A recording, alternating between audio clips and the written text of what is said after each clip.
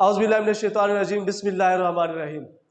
उम्मीद है सब लोग खैरियत से होंगे और मेरी दुआ कि अल्लाह आप लोगों को खुश आबाद और शाद रखे। हमारा आज का लेक्चर जो है वो FPSC के मुतल्लिक है कि FPSC क्या है और कौन सा इदारा है, जॉब्स कैसे आती है, सिलेक्शन कैसे होती है और एज लिमिट क्या होती है, सिलेबस कौन सा होता है, मेरिट कैसे बनता है, कब तक इंसान सेलेक्ट हो जाता है, इस चीज़ के बारे में हमारा आज का लेक्चर है। FPSC कहते हैं जी, FPSC एब्रीविएशन है फेडरल पब्लिक सर्विस कमीशन का। FPSC का मतलब है फेडरल पब्लिक सर्विस कमीशन, जो वफाकी इदारे के थ्रू जो सीटें आती है ना गवर्नमेंट जॉब्स की, उसे कहती है FPSC। ठीक है, इसके अलावा सूबाई लेवल पे जैसे PPSC है और KPSC है, SPSC है, BPSC है, तो उनकी सीटें भी आती है। लेकिन ये जो है ना, ये वफाक का इदारा है, उसकी सीटें जो आती है ना, नौकरी और सरकारी जॉब्स जो आती है, ये इदारा है FPSC, उसके थ्रू आती है। तो ये जो जॉब्स आती है उनके टेस्ट जो होता है, उसका जब लास्ट डेट जो होती है, लास्ट डेट के अप्लाई करने की जो लास्ट डेट होती है, उसके 4 से 5 महीने बाद टेस्ट होता है। जब भी आप किसी FPSC की पोस्ट पे अप्लाई करते हो, अप्लाई करने के 4 से 5 महीने बाद उस टेस्ट की उस पोस्ट का टेस्ट होता है 4 से 5 महीने बाद। और उसकी मार्किंग जो होती है वो मार्किंग नेगेटिव मार्किंग नहीं की जाती। अब PPSC जो है वहां पे नेगेटिव मार्किंग की जाती है, लेकिन FPSC में नेगेटिव मार्किंग नहीं की जाती। आप जो पेपर दोगे, जो आपके सही आंसर होंगे, उनका आपको मार्किंग होगी, आपको उनके नंबर मिलेंगे। आ गया जी चांस। FPSC की जो पेपर लेती है, FPSC जो फेडरल का इदारा है, वफाक का इदारा है, उसमें आप लोग जो पेपर देते हो, उसमें चांस का कोई पाबंदी नहीं है। आप जितने मर्जी चाहे पेपर दे सकते हैं, लेकिन अपनी एज लिमिट में। वो एज लिमिट जब भी कोई पोस्ट आएगी तो उसमें वो आपको एज लिमिट बताएंगे कि कितनी एज तक लोग उसमें अप्लाई कर सकते हैं। तो इसमें चांस की कोई पाबंदी नहीं है, जितनी मर्जी मर्तबा आप लोग इसका पेपर दे सकते हैं। उसके बाद जी FPSC का अप्लाई तो कर दिया। अब बच्चों को ये नहीं पता होता कि हमने तैयारी कहाँ से करनी है, क्या पढ़ना है, क्या नहीं पढ़ना, तो मुख्तलिफ है। तो इसका सिलेबस जो जर्नल सिलेबस है, वैसे तो हर पोस्ट का सिलेबस उन्होंने दिया होता है। आप उनकी वेबसाइट पे जाएंगे, FPSC की वेबसाइट पे जाएंगे तो वहां पे सिलेबस हर पोस्ट का उन्होंने दिया होता है।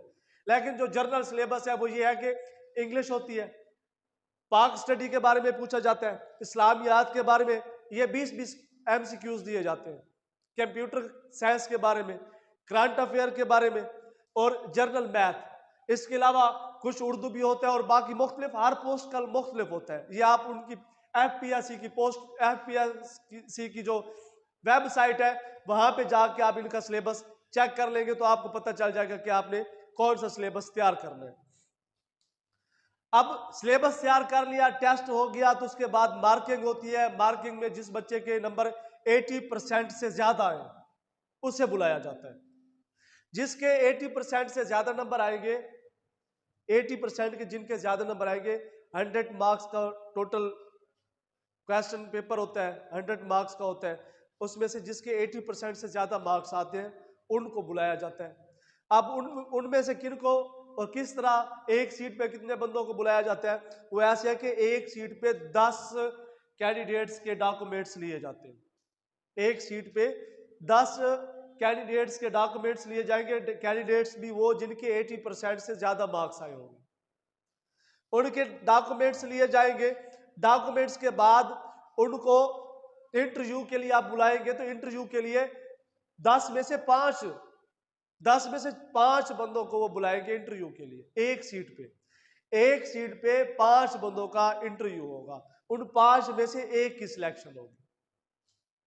ठीक है भाई।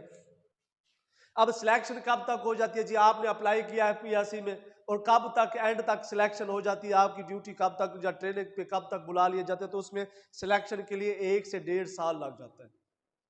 जब आप अप्लाई करते हैं और उसका टेस्ट होने में, रिजल्ट आने में, ठीक है, डॉक्यूमेंट्स वेरिफिकेशन, इंटरव्यू वगैरह, ये सब कुछ करते करते तकरीबन 1 से 1.5 साल लग जाता है। और एंड पे अक्सर लोगों का ये होता है कि ड्यूटी प्लेस कहाँ पे होगी, हमें कहाँ पे हमारी ड्यूटी लगाई जाएगी, ये होगा वो होगा।